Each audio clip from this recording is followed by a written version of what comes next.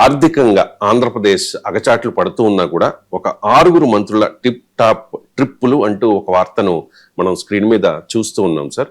ఈ వార్త వచ్చింది సాక్షిలో అయితే కాదు, ఆంధ్రజ్యోతి పత్రికలో. డిస్క్లైమర్ చాలా ఇంపార్టెంట్. Yes sir. ఆర్థికంగా అగచాట్లు అయిన టిప్ టాప్ ట్రిప్పులు, 6 మంత్రుల శిక్షణ యాత్ర, మరో 3 అధికారులు కూడా ప్రయాణ ఖర్చులే 95 లక్షలు, రాజకీయ జవాబుదారీతనం, నేషనల్ ఫస్ట్ లీడర్షిప్, సింగపూర్ పాలనా విధానాలపై శిక్షణ. ఈ అధ్యయనానికి విదేశీ పర్యటనలే అవసరమా, దేశీయంగా మానవ వనరుల అభివృద్ధి సంస్థలు లేవా అంటూ ఆంధ్రజ్యోతి ఆ 6 మంత్రుల్ని క్వశ్చన్ చేస్తున్న పరిస్థితి సార్. ప్రభుత్వ విధానాన్ని క్వశ్చన్ చేస్తున్న పరిస్థితి. నిజంగా ట్రైనింగ్ ఇవ్వమంటే మీరు కూడా ఇవ్వగలుగుతారు కదా సార్, ఒక ప్రొఫెసర్ గా మీరు, ఎందుకంటే చాలా మందికి ట్రైనింగ్ ఇచ్చున్నారు కాబట్టి. సో ఏంటి సార్ ఆంధ్రజ్యోతి కథనాన్ని ఏ రకంగా చూడండి? అంటే ఇందులో మీకు ఇంట్రెస్టింగ్ థింగ్ ఏంటంటే, నేను చేసే విశ్లేషణ ఏది విశ్లేషణ కాదు, ఆంధ్రజ్యోతి స్టోరీలో ఉన్న అంశాలే చెప్తున్నా. ఇది ఇంకో డిస్క్లైమర్. ఒక్క పాయింట్ నాకు కొత్త అదనం లేదు, ఎందుకంటే ప్యూర్లీ ఆంధ్రజ్యోతి స్టోరీలో ఉన్న అంశాలు. ఒకటి మీకు ఇందులో చెప్పేది ఏంటి, పొలిటికల్ అకౌంటబిలిటీ, రాజకీయ జవాబుదారితనం ఉందా ఇందులో? లేదు. ఎందుకు లేదు అంటే, ఈ మంత్రులు సింగపూర్ పోయి పర్యాటక కేంద్రాలు తిరుగుతున్నారు, అది కూడా ఆంధ్రజ్యోతి స్టోరీలో ఉంది. ప్రముఖ పర్యాటక కేంద్రాలు తిరుగుతున్నారు. మరి అక్కడ ఎక్కడైనా ప్రముఖ పర్యాటక కేంద్రాలు ఎందుకు నేర్చుకోవడానికి వెళ్ళినప్పుడు ఆ ప్లేస్కి వెళ్తారు, మీరు ఆ క్లాసులు వింటారు, వస్తారు. ప్రాసెస్లో ఎక్కడైనా ఒక టైం ఉన్నప్పుడు ఈవినింగ్ వెళ్ళొచ్చేమో, కానీ ప్రముఖ పర్యాటక కేంద్రాలన్నీ తిరుగుతున్నారు. సో పొలిటికల్ అకౌంటబిలిటీ ఎక్కడా లేదు. నేషన్ ఫస్ట్ లీడర్షిప్ పైన ట్రైనింగ్ అని వెళ్ళారు. ఇక్కడ స్టేట్ ఫస్ట్, నేషన్ ఫస్ట్ ఎక్కడుంది? This is a pilgrimage at public expense అని ఈ విదేశీ టూర్ల పైన మన్మోహన్ సింగ్ అన్నమాట. ఇది సింపుల్ విహారయాత్ర. మన నేషన్ ఫస్ట్ ఎక్కడుంది ఇందులో? ఈ విహారయాత్రానికి నేను అనడం లేదు, ఆంధ్రజ్యోతి స్టోరీలోనే అన్నారు. తర్వాత మూడోది ఏంటి, మీకు సింగపూర్ పాలనా విధానాల గురించి నేర్చుకుంటారట.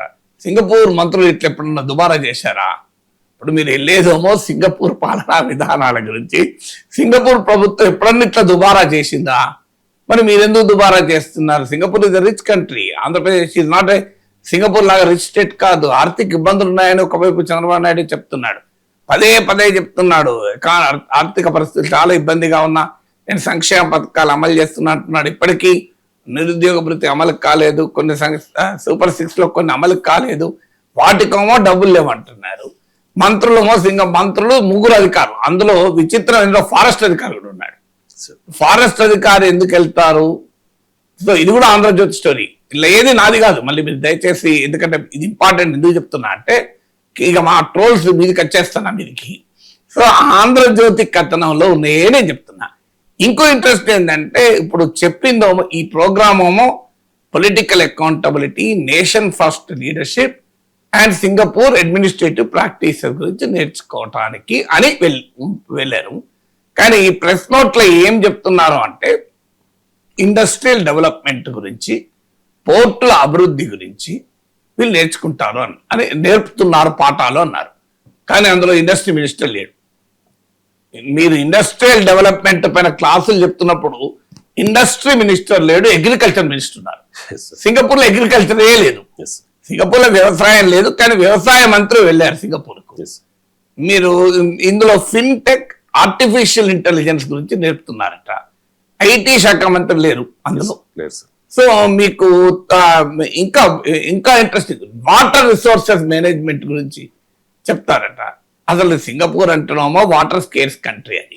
అక్కడ వాటర్ రిసోర్స్ మేనేజ్మెంట్ కు కృష్ణానది పడవళ్ళు తొక్కే ఆంధ్ర ప్రాంతానికి పోలికేది. పోనీ అయినా వాటర్ రిసోర్సెస్ మేనేజ్మెంట్ నేర్చుకోవడానికి వాటర్ రిసోర్సెస్ మినిస్టర్ పోవాలి కదా, పోలే. అంటే చూడండి, ఇంట్రెస్టింగ్ ఏంటంటే, పరిశ్రమలు, నీటి వనరుల అభివృద్ధి, మీకు ఫిన్టెక్ అని ఈ 3కి సంబంధించిన మంత్రులు లేదు. ఈ 3 పాఠాలు వేరే వాళ్ళు నేర్చుకొని వస్తారట. అంటే ఏం నేర్పుతున్నారు ఇందులో? మీకు ఇంకొక ఇంట్రెస్టింగ్ పాయింట్ కూడా ఉంది. ఇందులో అధికారులు మాత్రం వచ్చాక రిపోర్ట్ ఇవ్వాలట, మంత్రులు రిపోర్ట్ ఇవ్వాలని జీవోలో లేదు. అధికారులు మాత్రమే రిపోర్ట్ ఇవ్వాలి, మంత్రులు ఎంజాయ్ చేసి వస్తారా? తర్వాత ఇంకొక ఇంట్రెస్టింగ్ ఏంటంటే, ఇది వెళ్ళేందంటే ట్రైనర్స్ ఫర్ ట్రైనర్ క్లాస్. వీళ్ళు వచ్చి ఇక్కడ కింద పాఠాలు చెప్పడానికి వెళ్ళాలి. సో మన మంత్రులు వచ్చి మొత్తం రాష్ట్రం అంతా తిరిగి అధికారులకు పాఠాలు చెప్తారా, లేదా కేబినెట్కి 6 మంత్రులు వచ్చి పాఠాలు చెప్తారా? నాకు అర్థం కాని అంశం ఏంటంటే ఇంత దారుణమైన ఆర్థిక దుబారా చంద్రబాబు ప్రభుత్వంలో జరుగుతుంటే దాన్ని ఆంధ్రజ్యోతి బయట పెడుతుంది, ఎక్స్పోజ్ చేస్తుంది. సో మీకు దీన్ని వేరే వాళ్ళు ఏదో చెప్పడం కాదు. మనం అన్ఫార్చునేట్లీ ఆంధ్రప్రదేశ్లో అపోజిషన్ గట్టిగా లేదు, క్రెడిబిలిటీ కూడా లేదు. అంటే ఏ ప్రభుత్వం మీద ప్రశ్నించేటప్పుడు అందుకే ఆంధ్రజ్యోతి ఒక క్రిటికల్ అడ్వర్సోరియల్ జర్నలిజం, నిజంగా ఆంధ్రజ్యోతి అప్రిషియేట్ చేయాలి. క్రిటికల్ అడ్వర్సోరియల్ జర్నలిజం అంటారు, అంటే విమర్శనాత్మకమైన పాత్ర పోషిస్తుంది. అందుకే ఏబిఎం రాధాకృష్ణన్ నిజంగా మెచ్చుకోవాలి. సో ఆయన మనం ప్రభుత్వానికి అనుకూల స్టోరీస్ ఉండొచ్చు ఆంధ్రజ్యోతిలో, కానీ అదే సమయంలో ప్రశ్నించే స్టోరీస్ కూడా వేస్తున్నారు కదా. ఇది ఒక ఇంట్రెస్టింగ్ స్టోరీ కదా. సో మీరు ఇక్కడ ఇది ఆల్రెడీ ఒకవైపు ఏమో ల్యాప్టాప్ పట్టుకొని చంద్రబాబు ప్రపంచాన్ని చెప్తుంటారు. ఇవాళ ఆర్టిఫిషియల్ ఇంటెలిజెన్స్ ఏజ్లో మీరు సింపుల్ ఎక్సర్సైజ్ చెప్తాను, వెళ్ళి మీరు క్లాడ్కి వెళ్ళి సింపుల్ ఒక కొట్టండి ఈ 3 nation first leadership, Singapore administrative practices, political accountability పైన నేను ట్రైన్ చేయాలి చాలా మందికి. నాకు ఐ వాంట్ ట్రైనింగ్ మెటీరియల్ అడగండి. ఒక 100 పేజెస్ బుక్లెట్ విత్ మంచి సబెడింగ్స్, కవర్ పేజ్ అన్ని డిజైన్ చేసి ఇచ్చేస్తుంది మీకు. అలాంటిది ఇవాళ ఆర్టిఫిషియల్ ఇంటెలిజెన్స్ ఏజ్లో ఇంట్లో కూర్చొని నువ్వు గ్లోబల్ బెస్ట్ ప్రాక్టీసెస్ అన్నీ తెలుసుకోవచ్చు. మరి అవన్నీ తెలుసుకున్న తర్వాత ఇంకా అదనంగా మీరు వెళ్ళి అక్కడ చూడాలి అనుకుంటే there is a logic behind it. కానీ సింగపూర్లో ఉన్న పాలిటిక్స్ ఇక్కడ ఉన్నాయా? Singapore is a completely city, Andhra Pradesh is a rural hinterland. మీకు ఆంధ్రప్రదేశ్కు సింగపూర్ పోలిక ఏంటి? ఆంధ్రప్రదేశ్ అగ్రికల్చర్ ప్రిడామినెంట్ ఎకానమీ, సింగపూర్లో అగ్రికల్చరే లేదు. సో ఆంధ్రప్రదేశ్లో సింగపూర్కు పొలిటికల్ కల్చర్ ఒకటే ఉందా? సింగపూర్లో మన తెలుగు వాళ్ళు ఉన్నారు, అడగని చెప్తారు. అక్కడ రాజకీయ సంస్కృతి ఏంటి, ఇక్కడ మన దగ్గర రాజకీయ సంస్కృతి ఏంటి? సో అక్కడ పాలనా విధానాలు, జవాబుదారుతనం, అంటే డబ్బులు పంచడం, ఎన్నికలు ఆపేస్తే అన్ని చక్క అవుతాయి. ఎండకు డబ్బులు మరి సింగపూర్లో డబ్బులు పంచుతారా?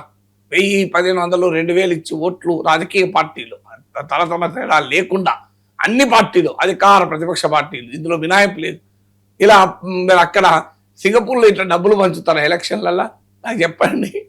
సో సింగపూర్లో రోజు పాలిటిక్స్, ఈ పార్టీ ఆ పార్టీ, ఆ పార్టీ ఈ పార్టీ, వేరేది ఏముండదు, డెవలప్మెంట్ ఉండదు, ఏముండదు. సింగపూర్లో ఇట్లా తిట్టుకుంటారా? మీరు సింగపూర్ మీడియా చూడండి, సింగపూర్ పత్రికలు చూడండి, మీరు తెలుగు పత్రికలు చూడండి, వార్తల్లో ఎంత తేడా ఉంటుందో చూడండి. సింగపూర్ పత్రికల్లో ఇలా రోజు ఈ పార్టీ ఆ పార్టీ, ఆ పార్టీ ఈ పార్టీ తిట్టుకుంటూ ఉంటుందా? మన సింగపూర్ టీవీ ఛానల్లో డిబేట్ చూడండి, మన టీవీ ఛానల్ డిబేట్ చూడండి, పొద్దున్న లేస్తే రాజకీయ రభస తప్ప ఇంకోటి ఉండదు. మన సింగపూర్లో అట్లుంటుందా? సింగపూర్ నుంచి ఏం నేర్చుకోవాలని ఇవన్నీ నేర్చుకోవాలి కదా. సింగపూర్ బెస్ట్ ప్రాక్టీసెస్ మీరు నేర్చుకోవాలి అంటే నేర్చుకోవాలి. నిజంగానే మీరు అనుకో నిపుణుల బృందాన్ని వేసి వాళ్ళు ఇప్పుడు సింగపూర్లో వాళ్ళకు చిన్న కంట్రీ, తీర ప్రాంతం తక్కువ, అయినా వాళ్ళు పోర్ట్ డెవలప్ చేశారు. నిజమే, మా ఆంధ్రప్రదేశ్లో 974 కిలోమీటర్ తీర ప్రాంతం, అద్భుతంగా పోర్ట్ డెవలప్ చేయొచ్చు. కానీ దానికి ఈ విహారయాత్రలు వెళ్ళడం ఏంటి అనేది క్వశ్చన్ మార్క్ కదా. ఒకవైపు ఏమో ప్రజలకు ఇవ్వాల్సిన వాటినేమో ఇంకా ఇవ్వలేకపోతున్నారు, ఆర్థిక ఇబ్బందులు ఉన్నాయి. మరోవైపు ఏమో మంత్రులు ఇలా ఎంజాయ్ చేయడానికి 6 మంత్రులు, ఒక్కరు కాదు, 2 కాదు, మరి 3 అధికారులట, 6 మంత్రులట, 3 అధికారులట. సో మరి అధికారులు శిక్షణ ఇచ్చేది ఎవరు నాకు చెప్పండి? మంత్రులు శిక్షణ ఇస్తారా? పల్లె ఇప్పుడు ఎవరు శిక్షణ ఇవ్వాలి? ఇప్పుడు మంత్రులు వచ్చి క్లాసులు తీసుకుంటారా? చూస్తాం కదా మళ్ళీ వీళ్ళు మంత్రులు అయితే క్లాసులు తీసుకుంటారా? సో గ్లోబల్ బెస్ట్ ప్రాక్టీసెస్ను మనము ఇంట్లో కూర్చొని నేర్చుకోవచ్చు. ఇవాళ ఇందులో ఇంకోటి కూడా సార్, మన దేశంలో మానవ వనరుల అభివృద్ధి సంస్థలు లేవా? ఇప్పుడు ఇక్కడ మన దగ్గర ఉన్న హైదరాబాద్లో doctor Marri Chennareddy institute of human resource development. మీరు అన్నట్లు నేను గవర్నెన్స్ పైన క్లాస్ చెప్పాను గ్రూప్ 1 ఆఫీసర్స్కు. మీకు 1 hour 20 minute వీడియో ఉంటుంది నాది, యూట్యూబ్లో చూడండి. సో ఇప్పటికు 25,000 30,000 మంది చూశారు. 2 వీడియోలు ఉంటాయి గవర్నెన్స్ పైన, ఒకటి 50 నిమిషాల వీడియో ఉంటుంది, ఒక 1 hour 20 minute వీడియో ఉంటుంది, ఓన్లీ ఫర్ గ్రూప్ 1 ఆఫీసర్స్. తర్వాత మనకు national academy of administration Mussoorie ఉంది, మీకు నేను అక్కడ కూడా వెళ్ళి క్లాసులు చెప్పాను కనుక నాకు తెలుసు కనుక. సో ఇలా ఇక్కడే కాదు, మీకు ప్రతి రంగానికి కావలసిన గొప్ప ట్రైనింగ్ ఇన్స్టిట్యూట్ ఉన్నాయి. నేషనల్ అకాడమీ ఆఫ్ కన్స్ట్రక్షన్ ఉంది, మీకు కన్స్ట్రక్షన్ వాళ్ళకు. National academy of agriculture research and management ఉంది, హైదరాబాద్లో ఉన్నాయి. ఇవన్నీ మీకు ఇక్కడ ట్రైనింగ్ ఇన్స్టిట్యూట్స్ ఇవన్నీ వేరే కానీ లేవు. సో ఇలాంటి అద్భుతమైన ట్రైనింగ్ ఇన్స్టిట్యూట్స్ ఇండియాలో ఉన్నాయి. సో ట్రైనింగ్ అయినా ఎన్ని రోజులు వెళ్తున్నారు? ఐ థింక్ 10 రోజులు అనుకుంటా. 10 రోజుల్లో industrial development, fintech, artificial intelligence, మరి మామూలు కాదు. మరి వాళ్ళ చేతిలో ల్యాప్టాప్ ఉందో లేదో నాకు తెలియదు. ల్యాప్టాప్ లేకుండా ఏఐ గురించి నేర్చుకుంటారా, ఫిన్టెక్ గురించి నేర్చుకుంటారా నాకు తెలియదు. మరి ఈ ఆంధ్రజ్యోతి స్టోరీలో ఏలే ల్యాప్టాప్ తీసుకెళ్లారా లేదా అని. సో వీళ్ళు అసలు ఫిన్టెక్, ఈ ఆర్టిఫిషియల్ ఇంటెలిజెన్స్ పైన 10 రోజుల్లో శిక్షణ పొందగలుగుతారా నాకు అర్థం కాని అంశం. సో అందువల్ల వీళ్ళు అందువల్ల ఇట్స్ ఎ క్లియర్ ప్రజల సొమ్ముతో జల్సాలు ఆడడము రాజకీయ నాయకులు అనడానికి ఇది ఒక ఉదాహరణ. దానికి ఎంత అమౌంట్ అనేది కాదు, బట్ దానికి 3 కోట్లు అవుతుందా 5 కోట్లు కదా. వెరీ ప్రాక్టీస్ ఈజ్ అబ్సల్యూట్లీ రెప్రిహెన్సిబుల్ కదా. అందువల్ల ఆంధ్రజ్యోతిని నిజంగా అభినందించాలి. ఇలాంటి స్టోరీస్ ఆంధ్రజ్యోతిలో వస్తేనే ప్రభుత్వాలకు కదలిక వస్తుంది. P4 పిచ్చి అని ఆంధ్రజ్యోతిలో వచ్చింది. తర్వాత P4 గురించి అసలు మాట కూడా మాట్లాడతలేరు. కంప్లీట్ కామ్ అయిపోయారు. ఆంధ్రజ్యోతిలో మంత్రుల గురించి వార్తలు వచ్చినాయి, ఎమ్మెల్యేల గురించి వార్తలు వచ్చాయి. సో అక్కడ ఆ తర్వాత కదలిక. అందువల్ల ఆంధ్రజ్యోతిలో వస్తేనే రాష్ట్ర ప్రభుత్వంలో కాస్త కదలిక వస్తుంది. అందువల్ల ఆ మేరకు క్రిటికల్ అడ్వర్సరీ జర్నలిజాన్ని మనం అభినందించాలి. తెలంగాణ ఆర్టీసీ జేఏసీతో ప్రభుత్వం జరిపిన చర్చలు సఫలమయ్యాయి. ఆర్టీసీ కార్మికులు సమ్మె విరమించారు. ఆర్టీసీ జేఏసీతో సుదీర్ఘంగా ప్రభుత్వం చర్చలు జరిపింది. ప్రభుత్వంలో ఆర్టీసీ విలీనానికి అంగీకారం తెలిపింది. దీనిపై మంత్రులు, అధికారుల కమిటీ జూన్ 2న ఒక కీలకమైన విలీన ప్రకటన ఉండే అవకాశం ఉన్నట్లుగా వార్తలు వస్తున్నాయి సార్. ఫిట్మెంట్ పై సుదీర్ఘంగా చర్చ జరిగిందట సార్. 11% అంగీకరించారు. అలాగే కార్మిక సంఘాల 31 డిమాండ్లలో 28 బేషరతుగా పరిష్కరించడానికి ఒప్పుకుంది ప్రభుత్వము. గత ప్రభుత్వంలో సమ్మె చేస్తే సెల్ఫ్ డిస్మిస్ అన్నారు. ఇప్పుడు బీఆర్ఎస్ కు ప్రశ్నించే హక్కు లేదు అని కార్మిక సంఘాలు చెప్తోన్న పరిస్థితి. సార్, ఆర్టీసీ కార్మికుల సమస్యలు పరిష్కారం అయినట్టేనా? అంటే మీరు ఇందులో కీలకమైన ఒకదానికి మొదలు కాంగ్రెస్ ప్రభుత్వాన్ని అప్రిషియేట్ చేయాలి. వీళ్ళు బీఆర్ఎస్ లో కేసీఆర్ ముఖ్యమంత్రిగా ఆర్టీసీ పైన ఏ స్థాయిలో నిర్బంధాన్ని విధించారో చూశాము. సో సెల్ఫ్ డిస్మిస్ అన్నారు, అసలు ఆర్టీసీలో యూనియన్లను రద్దు చేశారు, మీకు కంప్లీట్ ఆంక్షలు పెట్టారు, ఒక సోషల్ మీడియా పోస్ట్ పెడితే డిస్మిస్ చేశారు, సమ్మెను నిర్దాక్షిణ్యంగా అణచివేసే ప్రయత్నం చేశారు. 50 రోజుల పాటు జరిగింది కదా సమ్మె. ఇప్పుడు ఇంట్రెస్టింగ్ ఏంటంటే బీఆర్ఎస్ నాయకులు నర్సంపేట డ్రైవర్ చనిపోయిన శంకర్ గౌడ్కు శ్రద్ధాంజలి ఘటించడానికి బయలుదేరారు. సో రాజకీయాలు ఎలా ఉంటాయో దీన్ని బట్టి చూస్తే అర్థమవుతుంది కదా. అంటే ప్రభుత్వంలో ఉన్నప్పుడు అనుసరించిన విధానం ఏంటి, ఇప్పుడు మనం చేస్తున్నది ఏంటనేది కాస్త రాజకీయ పార్టీలు ఎవరైనా బీఆర్ఎస్ కానీ ఇంకో పార్టీ కానీ ఆలోచించాలి కదా. మీకు కాంగ్రెస్ ప్రభుత్వాన్ని ఆ మేరకు అభినందించాలి. ఎందుకంటే వితిన్ టూ డేస్ చాలా జటిలమైన సమస్యల్ని కూడా మీకు గంటల తరబడి చర్చలు జరిపి ఫైనల్గా 5 మంత్రులు, సీనియర్ అధికారులు రాత్రి ఎర్లీ మార్నింగ్ 2:30 దాకా కూర్చొని దీన్ని కొలిక్కి తీసుకొచ్చారు. సో అందువల్ల ఫస్ట్ పొలిటికల్ పాయింట్ ఏంటంటే ఎస్, బీఆర్ఎస్ ఇప్పుడు హడావుడి చేస్తే ఖచ్చితంగా కేసీఆర్ ప్రభుత్వ హయాంలో ఆర్టీసీ పట్ల అనుసరించిన వైఖరి గుర్తు రాకపోదు కదా ప్రజలకు. ఎందుకంటే నేను అప్పుడు దాదాపు 50 డేస్ అప్పుడు 100 వీడియోలు మాట్లాడాను. ప్రతి వీడియో 50,000 మంది కన్నా పైగా చూశారు. నిన్న కూడా మనం ఇక్కడే మాట్లాడింది కూడా నా ఛానల్లో 1,00,000 దాటింది ఆర్టీసీ సమ్మె పైన. సో అందువల్ల ఆ స్థాయిలో ప్రజలు చూశారు కనుక చెప్తున్నాను. సో అందువల్ల ఫస్ట్ ఆ పొలిటికల్ పాయింట్ గవర్నమెంట్ ఆ మేరకు అప్రిషియేట్ చేయాలి. ఆ మేరకు కాస్త ప్రజల ఉద్యమాలకు, ప్రజల పోరాటాలకు స్పందించడం అనేది రాజకీయంగా కాంగ్రెస్ పార్టీ అనుసరించిన వైఖరిని అభినందించాలి. తర్వాత ఇందులో మీకు మెయిన్ ఇష్యూస్లో సాల్వ్ అయింది ఏంటంటే పిఆర్సీ. 2017లో కేసీఆర్ ప్రభుత్వంలో పిఆర్సీ ఇచ్చారు, కానీ 2021 పిఆర్సీ కేసీఆర్ ప్రభుత్వం కూడా ఇవ్వలే. 2025 పిఆర్సీ కూడా వచ్చింది. మీకు రాష్ట్ర ప్రభుత్వ ఉద్యోగులకు 5 ఏళ్ళు ఒకసారి పిఆర్సీ, ఆర్టీసీ ఉద్యోగులకు 4 ఏళ్ళు. అంటే ఏడాది ముందే వస్తాయని కాదు, అంతమంది స్కేల్స్ కూడా తేడా ఉంటుంది. సో మీకు 2021 పిఆర్సీ పెండింగ్ ఉంది, 2025 పిఆర్సీ కూడా పెండింగ్ ఉంది. సో 2021 పిఆర్సీ కూడా వాస్తవంగా మీకు ఈ మేరకు 2017 పిఆర్సీ కూడా 2024లో ఇచ్చారు. అది కూడా 2017లో కేసీఆర్ ప్రభుత్వ హయాంలో కాదు, అది కూడా 2024లో కాంగ్రెస్ ప్రభుత్వం ఇచ్చిన గుర్తున్నంత వరకు. సో ఇప్పుడు సెకండ్ పిఆర్సీ కూడా అమలు చేశారు. 2017 కేసీఆర్ ప్రభుత్వ హయాంలో రావాల్సిన పిఆర్సీ కాస్త 2024లో కాంగ్రెస్ ప్రభుత్వం వచ్చాక ఇచ్చారు. సో దీనికి తోడు ఇప్పుడు 2021 పిఆర్సీ కూడా 11% ఇచ్చారు. సో అందువల్ల పిఆర్సీ మెయిన్ డిమాండ్ అయిన పిఆర్సీ పెండింగ్ ఇంకా 2025 పెండింగ్లోనే ఉంది. బట్ స్టిల్ ఆ మేరకైనా అప్రిషియబుల్. సో అందువల్ల ఆ మేర కార్మికులకు కొంత సంతృప్తి మిగిలిస్తుంది. అలాగే 2017 పిఆర్సీ 2024లో ఇచ్చినప్పుడు ఎరియర్స్ అన్నీ కూడా మీకు రిటైర్మెంట్ అప్పుడు ఇస్తారు, డిఏ కూడా రిటైర్మెంట్ అప్పుడు ఇస్తారు అని అన్నారు. ఈ 2017 నుంచి 24 మధ్య కాలంలో ఒక 14,600 ఆర్టీసీ ఉద్యోగులు రిటైర్ అయ్యారు. ఇప్పుడు మరో 4,000 మంది ఈ పీరియడ్లో రిటైర్ అయ్యారు. అంటే నియర్లీ 18,000 to 19,000 రిటైర్డ్ ఉద్యోగులకు ఇప్పుడు రిటైర్మెంట్ అయినా కూడా 6 ఏళ్ళు దాకా వెయిట్ చేస్తున్న వారికి దాదాపు 834 crores రావాలి. రిటైర్ అయిన ఆర్టీసీ ఉద్యోగులకు రావాల్సినవి. అది దశల వారీగా ఇస్తాము అని ప్రభుత్వం అంగీకరించింది. ఆ మేరకు అది రెండవ ఉపశమనం. మూడోది ఏంటంటే విలీన ప్రక్రియ. విలీన ప్రక్రియ అనేది చాలా కాంప్లెక్స్. అది దాంట్లో లాభ నష్టాలకు కూడా ఉన్నాయి. ట్రేడ్ యూనియన్ల మధ్య కూడా విభేదాలు ఉన్నాయి. ఒకే ఒపీనియన్ లేదు. ఇప్పుడు ఆంధ్రప్రదేశ్ అనుభవం ఉంది, విలీనమైంది, అనేక సమస్యలు మిగిలే ఉన్నాయి. ఇప్పటికే ఆంధ్రప్రదేశ్లో కూడా విలీనం అయ్యాక కూడా ప్రభుత్వ ఉద్యోగులకు సమానంగా ఆర్టీసీ ఉద్యోగులకు రావడం లేదు. సో అందువల్ల మీకు ఆ విలీన ప్రక్రియ పైన కార్మికుల సంఘాలతో కూడా కలిసి ఒక కమిటీ వేసి విలీన విధి విధానాలను నిర్ణయించుకోవాలి అనేది థర్డ్ అగ్రిమెంట్.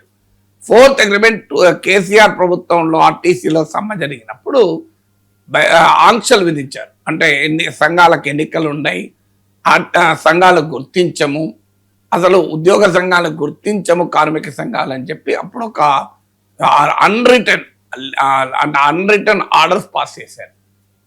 వాటిని కాంగ్రెస్ ప్రభుత్వం వచ్చాక కూడా కొనసాగాయి.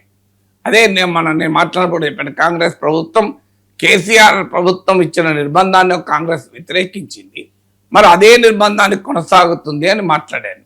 సో ఇప్పుడు ఆ ఆంక్షలు తొలగించి కార్మిక సంఘాల గుర్తింపు ఎన్నికలు పెట్టడానికి కాంగ్రెస్ ప్రభుత్వం అంగీకరించింది. సో అదొక పాజిటివ్ అంశం. సో అందువల్ల మౌలికమైన ఈ డిమాండ్లు మేరకు అంగీకరించారు. ఇంకా మిగిలి ఉన్న అంశాలు మేనేజ్మెంట్తో చర్చించుకోవాల్సినవి ఉన్నాయి. ఇప్పుడు ఉదాహరణకు ప్రభుత్వం ఇవ్వాల్సినటువంటి ఆర్టీసీకి ఇవ్వాల్సింది అంటే ఉచిత బస్సు రవాణా పథకం కింద, అలాగే ఆర్టీసీ బస్ పాసులు, ఇతర రకాల రాయితీలు, అక్కడ ప్రభుత్వ లెక్కలకు ప్రభుత్వ లెక్కల్లో ప్రశ్నలు ఉన్నాయి. అంటే ప్రభుత్వమేమో 300 కోట్ల వరకు మేము ఇస్తాం అని ప్రభుత్వం అంటోంది, ఇస్తోంది. కానీ రావాల్సింది దాదాపు 500 కోట్లకు పైగా, 550 కోట్లకు పైగా నెలకు అన్న డిఫరెన్షియేషన్ ఉంది. దానిపైన మరింత క్లారిటీ కొరకు అధికారులు కసరత్తు చేయాలని కూడా అంగీకరించారు. తర్వాత మీకు ఎలక్ట్రిక్ మొబిలిటీ ఉంది. ఇది కేంద్ర ప్రభుత్వం తీసుకొచ్చిన స్కీమ్. వాస్తవానికి రాష్ట్రాలకు ఉచితంగా బస్సులు కేంద్రం ఇస్తోంది. ఇచ్చినప్పుడు ఏమవుతుందంటే అది కంప్లీట్గా ప్రైవేట్ వాళ్ళే నడుపుతారు, ఆర్టీసీ సంబంధమే లేదు. కానీ ఆర్టీసీ కిలోమీటర్కు మీకు ఆర్టీసీ నడిపితే అయ్యే ఖర్చు కన్నా 20 to 30 రూపీస్ ఎక్కువ వీళ్ళకి చెల్లించాల్సి వస్తుంది, గ్రాస్ కాస్ట్ కాంట్రాక్ట్ పొందిన ఎలక్ట్రిక్ బస్సులు నడిపే వారికి. సో అది ఆర్టీసీకి భారం అవుతుంది. కేంద్ర ప్రభుత్వ విధానంని మార్చాలి. అది రాష్ట్ర ప్రభుత్వ చేతిలో లేదు. ఫ్రీగా బస్సులు వస్తున్నాయి కనుక వీళ్ళు తీసేసుకుంటున్నారు. అది మళ్ళీ అన్ని సంఘాల మధ్య కూడా ఏకాభిప్రాయం లేదు. ఆ అంశం పైన కొన్ని సంఘాలు సీరియస్గా పట్టించుకోవడం లేదు.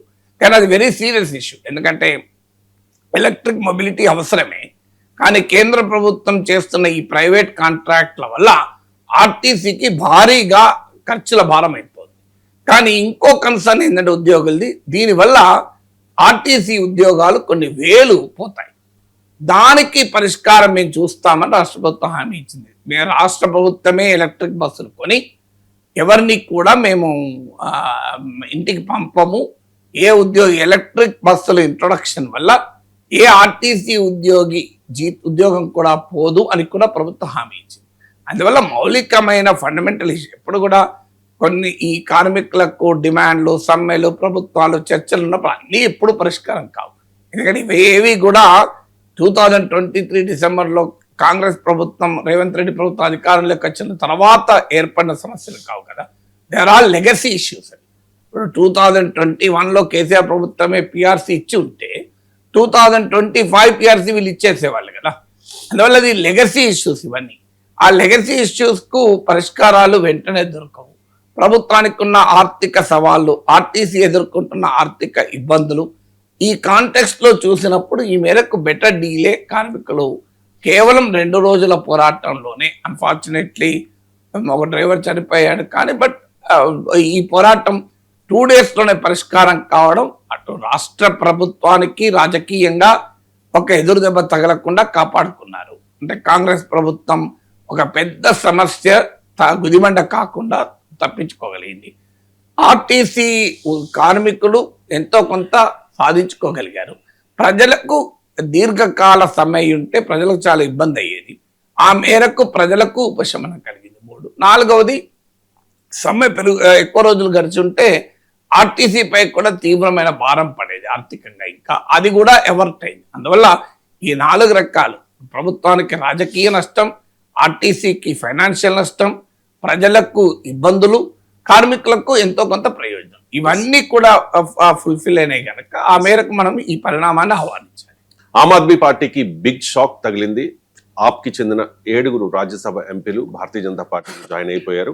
ఆ 7గురిలో 6 పంజాబ్ నుంచి ఎన్నికైన వారే.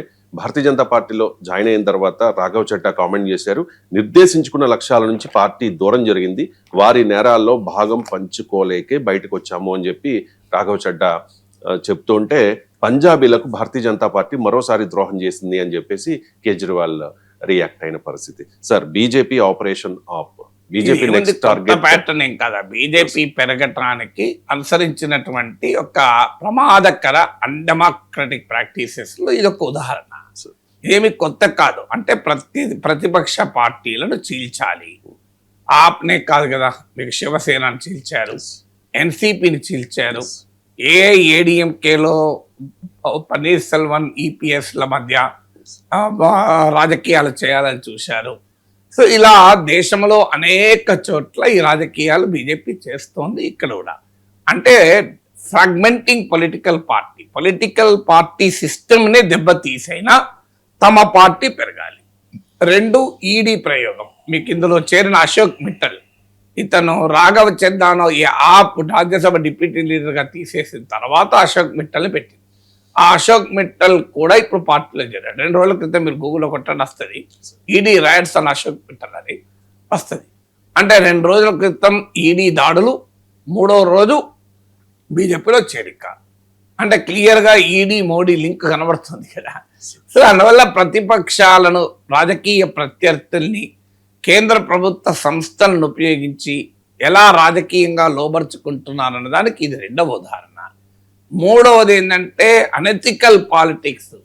అంటే మీకు అన్కాన్స్టిట్యూషనల్గా మీకు ఇప్పుడు ఆప్ 2/3 బీజేపీలో చేరుతున్నారంటూ మీకు యాంటీ డిఫెక్షన్ లా, రాజ్యాంగ 10వ షెడ్యూల్కు ఒక వక్ర భాష్యం చెప్పి ఆమ్ ఆద్మీ పార్టీ పార్లమెంటరీ పార్టీని విలీనం చేసుకుంది. ఇది కూడా కొత్త కాదు. గతంలో తెలుగుదేశం పార్లమెంటరీ పార్టీని ఇలాగే బీజేపీ విలీనం చేసుకుంది కదా రాజ్యసభ.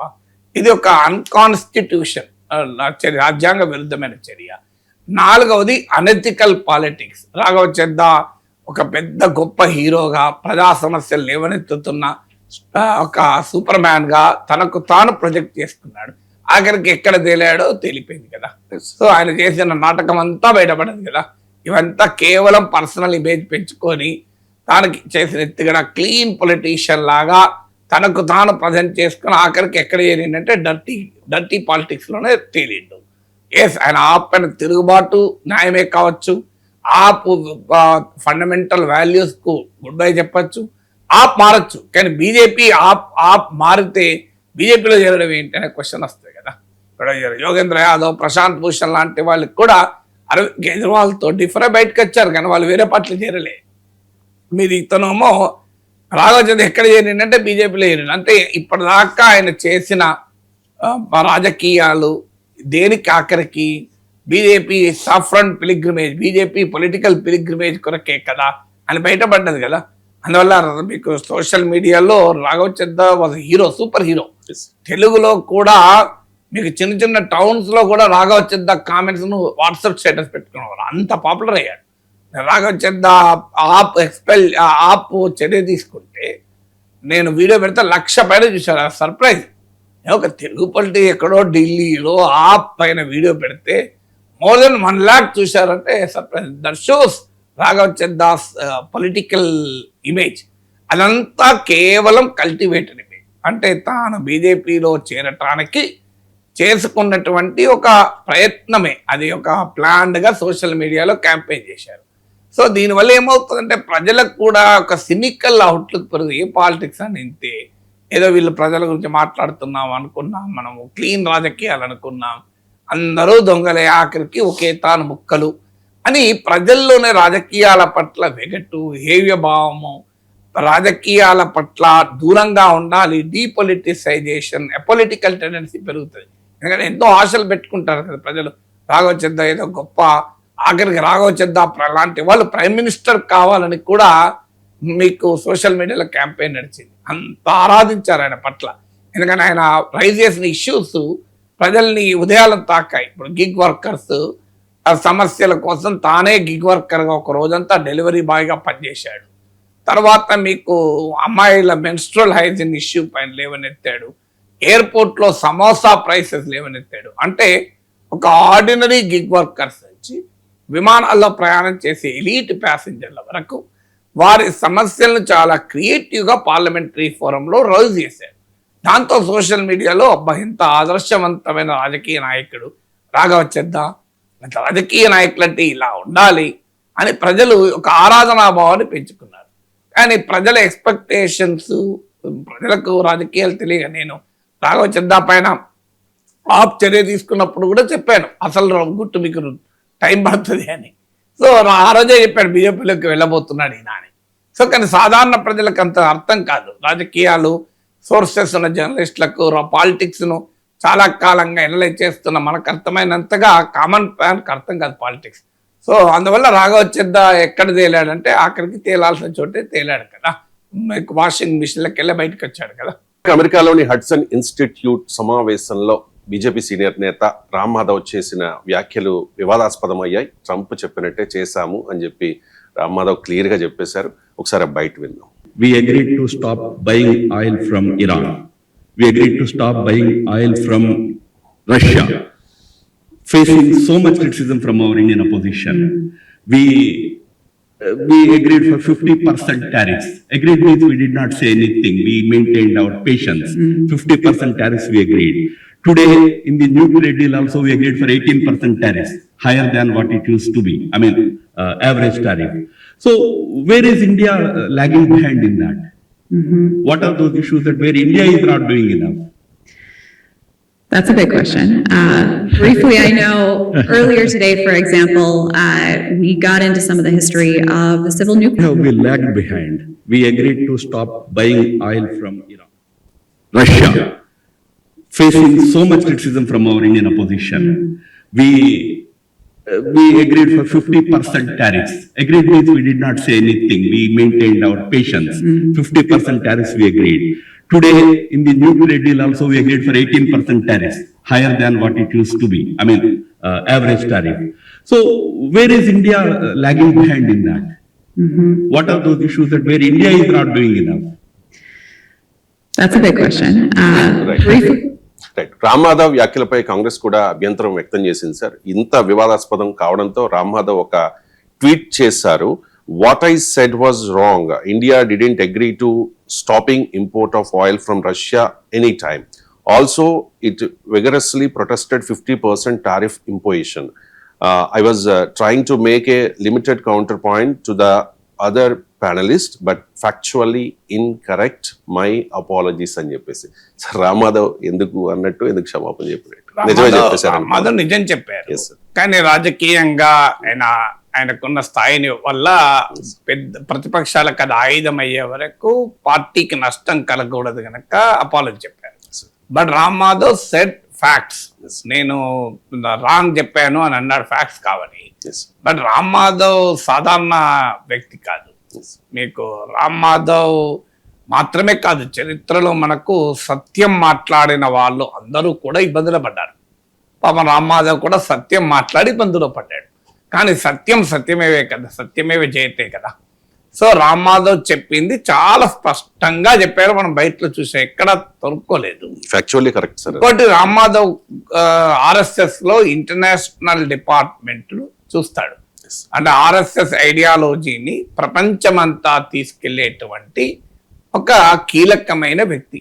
ఒక దశలో యాక్చువల్గా అయితే ఇండియన్ ఫారిన్ మినిస్టర్ కావాలైనా, కానీ ఫర్ సమ్ రీజన్స్ కాలేదు. పార్టీకి ఒక సీరియస్ పొలిటికల్ స్ట్రాటజిస్ట్ థింకర్ ఆర్ఎస్ఎస్కు, బీజేపీకి మంచి మేధావి. ఎందుకంటే ఆయన హిందుత్వ పారాడిమ్ అనే పుస్తకం రాశారు, న్యూ ఆర్డర్ అని చెప్పి వరల్డ్లో చేశారు. నేను ఆయనను మా ఇంట్లోనే ఇంటర్వ్యూ కూడా చేశాను. దాదాపు ఒక 1 hour ఇంటర్వ్యూ. అది మీరు చూడండి, ఒక 80,000 చూశారు.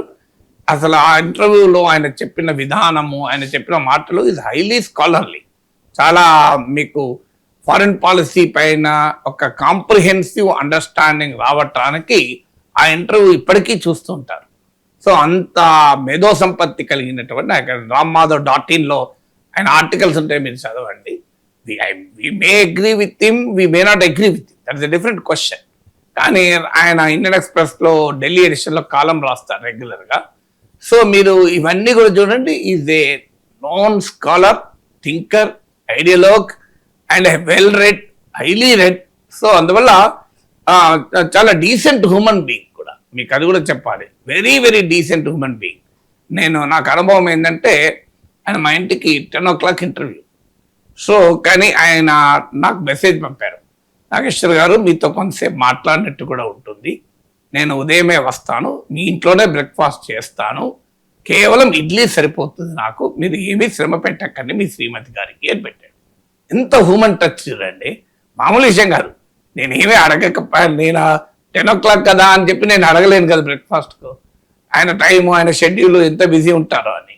కానీ ఈ హిమ్సెల్ఫ్ కేమ్, నేను వస్తాను, మీ ఇంట్లో టిఫిన్ చేస్తాను, అది కూడా మీరు మీ శ్రీమతి గారికి ఎక్కువ కష్టపెట్టకండి, కేవలం ఇడ్లీ మాత్రమే సరిపోతుంది నాకు అని. అందువల్ల అంత డీసెన్సీ ఉన్నటువంటి నాయకుడు వ్యక్తిగతంగా కూడా. అందువల్ల ఆయన ఏం చెప్పాలంటే క్షమాపణలు చెప్పాల్సిన అవసరమే లేదు. ఆయన చెప్పింది ఏమీ తప్పు కాదు. కానీ పార్టీకి ఇబ్బందికరంగా మారాయి, రాజకీయ పార్టీని వ్యతిరేకించే ప్రతిపక్షాలకు ఆయుధమైంది కనుక ఇబ్బంది పెట్టాడు. ఇక ఆయన చెప్పిన దాంట్లో ఫ్యాక్చువల్ గా ఏంటి చెప్పండి నాకు. ఇరాన్తో మేము ఆయిల్ ఇంపోర్ట్స్ ఆపుకున్నాము అన్నాడు, అది నిజమే కదా. So that's a big question అని ఆమె అన్నది కరెక్ట్. రామారావు చెప్పింది that's a big question. Where did we lag behind in that అన్నాడు. ఇన్ దట్ అంటే ఏంటి, దట్ అంటే ఏంటి, in surrendering to US, in surrendering to ట్రంప్తో రాజీ పడడంలో, ఇంకా కాస్త క్రిటికల్ భాష వాడాలంటే ట్రంప్కు లొంగిపోవడంలో మేము ఎక్కడ వెనుకబడ్డాము అన్నాడు. మీరు ఆయన బయటలో చూడండి, where did we lag behind in that అన్నాడు. That, so what is that? That is a big question. That ఏంటి? ట్రంప్తో రాజీ పడడం, అమెరికాతో రాజీ పడడం, అమెరికాకు సరెండర్ కావడంలో మోడీ ప్రభుత్వం ఎక్కడా తగ్గలేదు, తగ్గేదే లేదు. మేము లొంగిపోతామంటూ లొంగిపోయింది అని చెప్తున్నారు. సో భాష వేరైనా భావం అదే కదా. మీకు ఏమంటున్నాడు, ఇరాన్ నుంచి చమురు దిగుమతులు ఆపుకోండి అన్నారు, ఆపారు కదా, నిజమే కదా. ఈవెన్ ఆయన ట్వీట్లో కూడా ఆ విషయంలో మిమ్మల్ని కాంట్రడిక్ట్ చేయలేదు, గమనించండి. సో ఇరాన్ నుంచి ఒకప్పుడు మనం 10 to 12% దిగుమతి తీసుకురావాలి. మన టోటల్ ఇంపోర్ట్స్లో 10 to 12% దిగుమతి చేసుకోవడం మనకు చీప్, దగ్గరలో ఉంటుంది, ట్రాన్స్పోర్ట్ రీత్యా తక్కువ, రష్యాతో పోలిస్తే, అమెరికాతో పోలిస్తే. తర్వాత మనకు రూపీస్లో మనం పే చేసే వాళ్ళం. సో అందువల్ల మనకి ఏ రకంగా చూసినా ఇరాన్ ఆయిల్ వాజ్ బెనిఫిషియల్. కానీ ట్రంప్ ఒత్తిళ్ల వల్ల ఇరాన్ నుంచి చమురు దిగుమతులు నిలిపేశాం. ఇంకా రామ్ మాధవ్ చెప్పలేదు, కానీ బహుశా నేను మొత్తం వీడియోలో చూడలేదు, కానీ ఈ బయటలో లేదు. చబహార్ పోర్ట్ విషయంలో కూడా మనం రాజీ పడ్డాం. ఈ బడ్జెట్లో చబహార్ పోర్ట్లో ఏ కేటాయింపులు లేదు. ఈవెన్ చబహార్ పోర్ట్ పైన గతంలో ట్రంప్ ప్రభుత్వం వేవర్ ఇచ్చింది. ఆ వేవర్ మినాయించారు కనుక లాస్ట్ బడ్జెట్లో 400 కోట్లు కేటాయించారు. ఇప్పుడు మళ్ళీ ఆ వేవర్ను తొలగించి మళ్ళీ ఆంక్షలు పెట్టారు కనుక వెంటనే మన ప్రభుత్వం thank you will follow your orders అని చెప్పి ట్రంప్ ఆదేశించడంతోనే బడ్జెట్లో జవారు పోర్టు కేటాయింపులు తీసేశారు. సో ఇరాన్ నుంచి ట్రేడ్ టోటల్ గా జీరో అయింది, ఆయిల్ ట్రేడే కాదు. సో ఇరాన్ షిప్లు మన విశాఖపట్నం వచ్చి మన భారత ఆహ్వానం మేరకు ఇంటర్నేషనల్ ఫ్లీట్ లో మనం ఆర్గనైజ్ చేస్తే వైజాగ్ వచ్చి వెళ్ళిపోతుంటే మధ్యలో భారత తీరానికి సమీపంలో అమెరికా దుర్మార్గంగా సబ్మెరైన్ దాడి జరిపి, అదేమి వార్షిప్ కాదు, అది యుద్ధ భూమి కాదు, హిందూ మహాసముద్రం, అక్కడ అటాక్ చేసి ముంచేశారు. కనీసం ఇండియా అభ్యంతరం చెప్పలేదు, కండెమ్ చేయలేదు. మన అమెరికా ఇరాన్ పైన యుద్ధం చేస్తే మాట్లాడలేదు. సో అందువల్ల రామ్ మాధవ్ చెప్పే విషయాలు ఇవన్నీ. సో ఇరాన్ విషయంలో మనం ట్రంప్ ఏమి చెప్పితే అది చేశాము, ఇది మొదటిది. ఇక రష్యన్ ఆయిల్, ఇది చాలా కీలకం. మేము ఇప్పటి నుంచో నేను చెప్తూ వస్తున్నా, మీకు డేటాతో సహా చెప్పాను. రష్యన్ ఆయిల్ ఈ మధ్య ట్రేడ్ డీల్ తో చర్చల సందర్భంగా ట్రంప్ ప్రకటించాడు కూడా, in Modi government India agreed to stop buying oil from Russia but it can't be done at a stroke, దశల వారీగా తగ్గించుకుంటారని ట్రంప్ చెప్పాడు. మన దేశంలో రాజకీయ నాయకులు కాదు మేము ఒప్పుకోలేన్నారు. ఇప్పుడు ఏమైంది, రామ్ మాధవ్ చెప్పడం పక్క పెడతాం. రామ్ మాధవ్ ఇప్పుడు పాప అన్యాయంగా ఆయన అనకూడదు, డేటా కూడా తెలుస్తుంది కదా. మీరు ఇండియా ట్రేడ్ డీల్ జరుగుతున్న సమయంలో కంప్లీట్ గా తగ్గించేశారు కదా. సో డేటా ఇప్పుడు రామ్ మాధవ్ అన్నాడా అనలేదా అది తర్వాత సంగతి. రష్యన్ ఆయిల్ ఇంపోర్ట్ తగ్గించుకున్నారు కదా, మళ్ళీ ట్రంప్ ఆంక్షలు ఎత్తివేశాక మళ్ళీ పెరిగింది. సో ట్రంప్ ఆంక్షలు మొదట్లో ట్రంప్ ఆంక్షలు ఉన్నా కూడా రష్యా నుంచి మనం ఆయిల్ కొన్నది, అక్కడ మోడీ ప్రభుత్వం నిలబడ్డది, దాంట్లో డిస్ప్యూట్ లేదు. కానీ ఎప్పుడైతే ట్రేడ్ డీల్ గురించి చర్చలు మొదలైనాయో ట్రంప్ కండిషన్స్ రష్యన్ ఆయిల్ తగ్గించుకోమని దానికి మాత్రం అంగీకరించింది. సో అందువల్ల మీకు రామ్ మాధవ్ చెప్పాడా లేదా తర్వాత అవన్నీ ఫ్యాక్ట్స్ కదా, మీకు కళ్ళ ముందు కనబడుతున్నాయి కదా. డేటా రష్యా నుంచి ఆయిలే మీరు రహస్యంగా తీసుకోం కదా. మీరు ఆ లెక్కలు చూస్తే మంత్ టు మంత్ మీరు చూడండి, క్లియర్ గా ట్రంప్ ఆంక్షలు పెట్టినప్పుడు రష్యా నుంచి ఆయిల్ కొనడం కూడా తగ్గించుకున్నాం. అదే రామ్ మాధవ్ చెప్పాడు, డేటా ఉన్న డేటా కదా. ఇక మీకు మూడవది 50% టారిఫ్స్. 50% టారిఫ్లు విధించినప్పుడు కూడా మేము అగ్రీ అయ్యామని చెప్పాడు. అగ్రీ అంటే ఏంటి అంటే మేము సైలెంట్ గా ఉన్నామన్నాడు. నిజమే కదా, మీకు ఇది కూడా మోడీ ప్రభుత్వం మనం ఎప్పటి నుంచో చెప్తున్నాం కదా సైలెంట్ గా ఉన్నారు అని చెప్పి. ఆఖరికి నేను చాలా విశ్లేషణలు చెప్పాను, మీరు పాత విశ్లేషణ తీయండి. 18%కు మన ట్రేడ్ డీల్ కుదుర్చుకోవడం అన్యాయము, అది అంతకు ముందున్న దానికన్నా చాలా ఎక్కువ అని వివరంగా చెప్పాను. అది కూడా సుప్రీంకోర్టు జడ్జిమెంట్ లో కొట్టేసే అవకాశం ఉండగా ఆదరాబాదరాగా అమెరికాకు ఉపయోగపడే రీతిలో చేర్చుకున్నాం. సో మీకు అమెరికాకు ఉపయోగపడే రీతిలో మనం ఇండియా డీల్ కుదుర్చుకుంది. తర్వాత సుప్రీంకోర్టు కొట్టేసినాక 10%కి వచ్చింది. మనం ఒప్పుకున్నది 18% కనుక మీరు ఒప్పుకున్నది ఇవ్వాలని ట్రంప్ అంటున్నాడు. అయ్యా మరి మీరు సుప్రీంకోర్టు కొట్టేసినాక మీరు 10% తగ్గించారు కదా అంటే అది వేరు, మీకు వర్తించదు అది అంటున్నాడు. మీరు ఆల్రెడీ అగ్రీడ్ కదా 18% అంటున్నాడు. అదే రామ్ మాధవ్ చెప్పాడు, మేము 18% అది అంతకు ముందు కన్నా చాలా ఎక్కువన్నా కూడా ఒప్పుకున్నాం కదా అంటున్నాడు. సో రామ్ మాధవ్ వాస్తవం చెప్పాడు, సత్యం చెప్పాడు. అన్ఫార్చునేట్లీ అది పొలిటికల్ గా ఆయన పార్టీకి ఎంబరాస్మెంట్ కనుక ఒక బీజేపీ కార్యకర్తగా, ఒక క్రమశిక్షణ కలిగినటువంటి నిజాయితీ కలిగిన స్వయం సేవకుడిగా తాను అపాలజీ చెప్పాడు. నిజంగా చెప్పాలని అపాలజీ చెప్పాల్సిన అవసరమే లేదు. వాట్ ఈ సెడ్ వాజ్ 101% ట్రూ. సో ఆయన సత్యమే చెప్పాడు. అలా అబద్ధాలు అలా తప్పులు చెప్పి పొరపాట్లు చెప్పేటువంటి అసమర్థుడు కాదు Ram Madhav. Ram Madhav is highly talented, highly knowledgeable intellectual. So you may not agree, the right wing intellectual thinkers లో ఇది టవరింగ్ పర్సనాలిటీ, ఆర్ఎస్ఎస్ థింకర్స్ లో. ఇది నేను చెప్పడం కాదు. ఇప్పుడు ఏదో రామ్ మాధవ్ మాటలు మోడీ ప్రభుత్వానికి ఇబ్బంది కలిగిస్తున్నాయి కనుక మీరు రామ్ మాధవ్ను మెచ్చుకుంటున్నారు అని అనుకోకండి. రామ్ మాధవ్తో నేను చేసిన ఇంటర్వ్యూలో చూడండి, రామ్ మాధవ్ ఇంట్రడ్యూస్ చేస్తూ కూడా ఇదే చెప్పాడు, one of the foremost right wing thinkers అని. సో ఇవాళ కొత్తగా చెప్పడం కాదు, నేను రామ్ మాధవ్ ఇంటర్వ్యూ చేసినప్పుడు ఇదే ఇంట్రొడక్షన్ ఇచ్చాను. మీకు మోడీ ప్రభుత్వం పైన అప్పుడు ఆయన ఇబ్బంది పెట్టే మాట్లాడలే కదా. కంప్లీట్ గా మోడీ ప్రభుత్వ ఫారెన్ పాలసీని డిఫెండ్ చేశాడు కదా. కానీ ఆ ఫారెన్ పాలసీ డిఫెండ్ చేసే క్రమంలో కూడా చాలా క్యాండిడ్ గా మాట్లాడాడు, మూర్ఖంగా డిఫెండ్ చేయలేదు. Is very very candid, very very effective. కొన్ని విషయాలు అంగీకరించాడు కూడా. మీకు ఉదాహరణకు నైబర్హుడ్ డిప్లొమసీ గురించి అడిగాను నేను. మీరు ఒకప్పుడు మోడీ ప్రమాణ స్వీకారానికి ఇరుగు పొరుగు దేశాలు పంపారు. మొన్న పాకిస్తాన్ ఆపరేషన్ సింధూర్ తర్వాత గ్లోబల్ డిప్లొమసీని మీరు యూరోప్ కు అమెరికాకు పంపించారు, కానీ మన పొరుగు దేశాలకు పంపలేదు అంటే ఈ has taken that suggestion, positive గా తీసుకున్నాడు. కరెక్టే మీరు అన్నది, వాళ్ళు పంపాల్సి ఉండే అన్నట్టు మాట్లాడాడు. సో అందువల్ల ఈ సో క్యాండిడేట్ పర్సనాలిటీ. అందువల్ల ఇవ్వాలేదో ఆయన వ్యాఖ్యలు మోడీ ప్రభుత్వానికి ఇబ్బందిగా ఉన్నాయి కనుక మీరు ఆయన పొగుడుతున్నారు సార్ అనొచ్చు.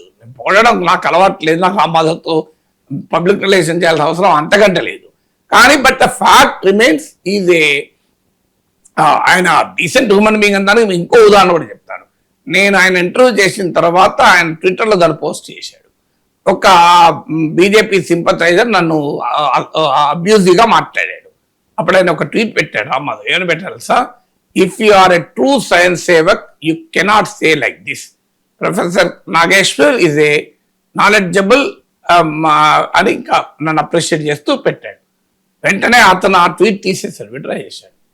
సో అందువల్ల అంటే ఈ అబ్యూజివ్ గా మాట్లాడడానికి రామ్మాధవ్ అనుమతించాడు. But is a hard core RSS ideology, అందులో డిస్ప్యూట్ లేదు, అనుమానమే లేదు. ఈ స్ట్రాంగ్లీ డిఫెండ్ సంఘ్ ఐడియాలజీ, ఆ మేరకు ఆర్ఎస్ఎస్ థింకర్ కూడా ఆయన. సో అందువల్ల రామ్మాధవ్ను టార్గెట్ చేయాల్సిన అవసరం లేదు. It's a fact. ఇప్పుడు టార్గెట్ చేయాల్సిన రామ్మాధవ్ కాదు, మోడీ ప్రభుత్వం ఎక్స్ప్లెయిన్ చేసుకోవాల్సింది ఏంటంటే అవన్నీ ఫ్యాక్ట్సే కదా. మరి మీరు ఇరాన్ విషయంలో ట్రంప్తో రాజీ పడ్డారు, రష్యా ఆయిల్ విషయంలో ట్రంప్తో రాజీ పడ్డారు, ఆఖరికి ఇండియాకు నష్టం కలిగించే ట్రేడ్ టారిఫ్ల విషయంలో కూడా రాజీ పడ్డారు. రామ్మాధవ్ ఆనంది మీరు డెడ్ ఎకానమీ అన్నా మోడీ మాట్లాడలేదు, నిన్న కాకమన్నా నరక కూపం అన్నా మోడీ మాట్లాడలేదు. H1B వీసాల మీదనైతే పీయూష్ గోయల్ అది ఇష్యూనే కాదు, ఈ మధ్య H1B అవసరం లేదు అంటున్నారట మన వాళ్ళే అని H1B వీసాస్ కు వ్యతిరేకంగా మాట్లాడాడు. ట్రంప్ కు వ్యతిరేకంగా మాట్లాడాల్సిన పీయూష్ గోయల్ H1B వీసాలకు వ్యతిరేకంగా మాట్లాడడం మీరు ఉంటాయి చూడండి వీడియోలు. అందువల్ల ట్రంప్ ప్రభుత్వంతో మోడీ ప్రభుత్వ రాజీ అనేది కళ్ళ ముందు కనబడుతుంది కదా. అందుకే నేను మోడీ ప్రభుత్వ ఫారిన్ పాలసీ క్లీన్ బోల్డ్ అని వీడియో పెడితే 1,00,000 మంది చూశారు. So that is the public opinion కూడా కదా. సబ్బండ వర్గాల సంక్షేమం కోసం, రేపటి తెలంగాణ భవిష్యత్ కోసం కొత్త రాజకీయ శక్తిగా వస్తూ ఉన్నాను అంటూ ఉన్నారు కవిత పార్టీ పెడుతూ ఉన్నారు. సార్, అంటే ఇప్పుడున్న రాజకీయ పరిస్థితుల్లో కవిత కొత్త పార్టీ పెట్టబోతూ ఉన్నారు, మీ కామెంట్ ఏంటి సార్? అంటే మేము ముందు కొత్తగా పార్టీ పెడుతున్నందుకు కంగ్రాచులేషన్ చెప్పాలి, గ్రీట్ చేయాలి, విష్ ఆల్ ది బెస్ట్. ఎందుకంటే ఒక పొలిటికల్ స్టార్టప్ కదా. సో అందువల్ల కానీ దేశ రాజకీయాల్లో మీరు చూస్తే కొత్తగా పార్టీలు పెట్టి అపూర్వ విజయం సాధించిన పార్టీలు ఉన్నాయి. అరవింద్ కేజ్రీవాల్ నాయకత్వంలో ఆమ్ ఆద్మీ పార్టీ, అంతకు చాలా ఏళ్ల క్రితమే ఎన్టీ రామారావు నాయకత్వంలో తెలుగుదేశం పార్టీ అద్భుతమైన విజయాలు సాధించాయి. అదే సమయంలో ఒక స్థాయి పర్ఫార్మ్ చూపెట్టి తర్వాత అంతరించిపోయిన ప్రజారాజ్యం ఉంది. చిరంజీవి పార్టీ పెడితే మీకు 18% ఐ థింక్ ఓటు, 18 సీట్లు వచ్చాయి, ఒక 70 లక్షల పైగా ఓట్లు వచ్చాయి నాకు గుర్తున్నంత వరకు, 71 lakhs అనుకుంటా. So it's remarkable performance by any standards. అప్పుడున్న రాజకీయ పరిస్థితుల్లో రాజశేఖర రెడ్డి, చంద్రబాబు నాయుడు లాంటి బలమైన నాయకుల మధ్య సో అలాంటి పోరాటంలో కూడా ఒక అద్భుతమైన విజయం సాధించారు. అలాగే విజయకాంత్ డిఎండికే నాయకులు కూడా మొదట్లో మంచి రిజల్టే వచ్చింది. తర్వాత ఈ రెండు పార్టీలు కూడా అర్ధాంతరంగా కథండిస్తాయి. Third example, Pawan Kalyan party పెట్టాడు. మొదటిసారి ఎన్నికల్లోనే పోటీ చేయలేదు, రెండోసారి పోటీ చేసి ఒక్క సీటుకే పరిమితం అయ్యాడు. కానీ తన రాజకీయ ఎత్తుగడలు మార్చుకొని పొత్తుల్లో భాగమై ఒక గేమ్ చేంజర్గా రూపాంతరం చెందాడు. ఈ థర్డ్ ఎగ్జాంపుల్ మీకు. సో ఇలా రాజకీయ పార్టీలు పెట్టిన వారు, 4వ ఎగ్జాంపుల్ అసలు పార్టీ పెడతానని ఊరించి మెరిపించి ఆఖరికి పార్టీ పెట్టకుండానే దుకాణం మూసేసిన రజనీకాంత్ ఉన్నాడు. ఇది 4th ఎగ్జాంపుల్. ఇప్పుడు ఆల్రెడీ ప్రయోగాలు చేస్తున్న మీకు విజయ్. సో అందువల్ల కమల్ హాసన్ ఒక పార్టీ చాలా పాపులారిటీ ఉండి ఒక ఐడియాలజికల్ క్లారిటీ కూడా ఉండి కూడా ఆయన పార్టీ క్లిక్ కాలేదు, సో MNM అని. సో అందువల్ల ఇలా మీకు రకరకాల మంది ఉన్నారు. మీకు మమతా బెనర్జీ పార్టీ పెట్టి కాంగ్రెస్ నుంచి బయటికి వచ్చి తృణమూల్ కాంగ్రెస్ పెట్టి బలమైన వామపక్ష ఫ్రంట్ని ఎదిరించి నిలబడగలిగిన ఉదాహరణ కూడా ఉంది.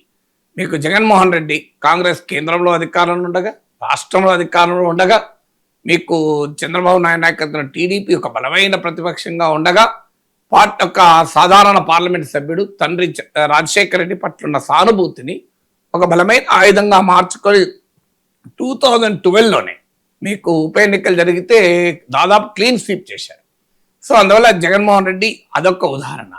సో ఇలా డిఫరెంట్ ఉదాహరణలు ఉన్నాయి. మమతా బెనర్జీ, జగన్మోహన్ రెడ్డి ఒక అంతకుముందు రాజకీయాల్లో ఉన్నవారు. మీకు విజయకాంత్, చిరంజీవి, అరవింద్ కేజ్రీవాల్ వీళ్ళు అంతకుముందు రాజకీయాలు లేని వాళ్ళు. ఇప్పుడు కవిత పార్టీ పెట్టారు. ఒక రకంగా కవితను మనము చిరంజీవితోనో కేజ్రీవాల్తోనో పోల్చకూడదు.